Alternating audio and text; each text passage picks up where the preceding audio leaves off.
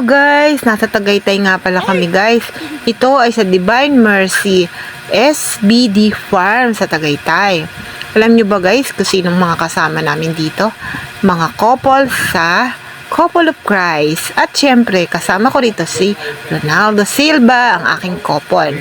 At ang linis ng lugar na to guys. Kung makakapasyal kayo dito, hindi nyo pagsisisihan dahil ang daming makikitang tanawin na magaganda at malinis.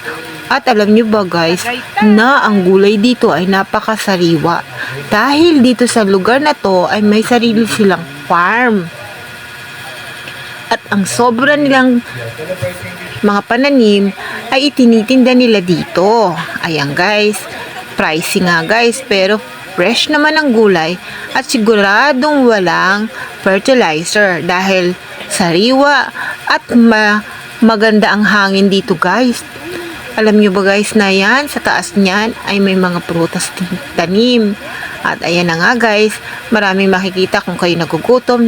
Nakapalibot din dito ang mga kainan, ang mga restaurant na may magagandang tanawin.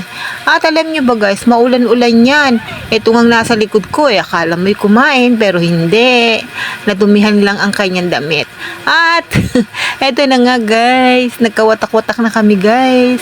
Kasi alam nyo ba, ayan, kanya-kanya kaming lakad, pupunta doon, pupunta dito kasi guys, kung magsasabay-sabay kami, ay hindi namin makikita yung mga lugar na gusto namin.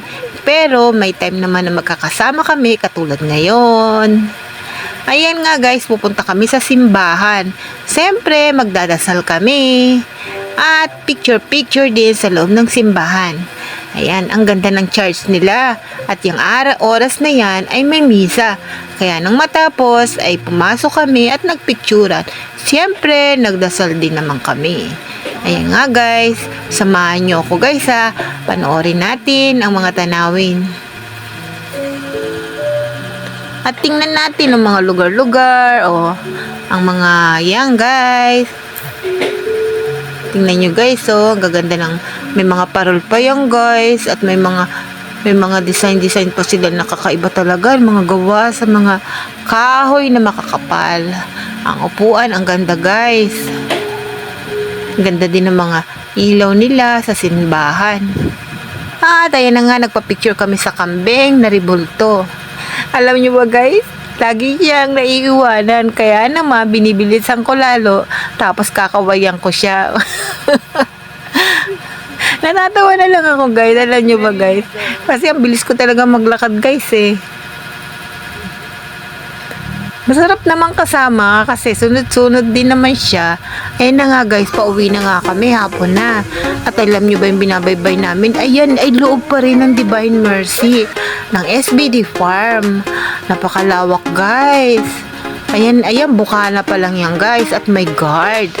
Siya guys, salamat sa inyong panonood sa aking vlog ha. Sana ay subscribe, like, and share nyo naman ang aking video.